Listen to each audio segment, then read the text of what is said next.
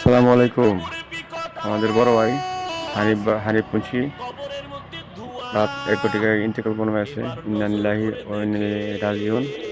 ভাই, হানিফ ভাইয়ের জন্য ঘর বানিয়ে দিয়েছি। আসবেন না এই ঘরে সবারই আসতে হবে। আপনার আমার সকলে এই ঘরে আসতে হবে। টাকা পয়সা, গয়না গাটি, বাড়ি গাড়ি এসব কিছুই লাভ নেই ভাই। শুধু একটি মাত্র এই ঘর।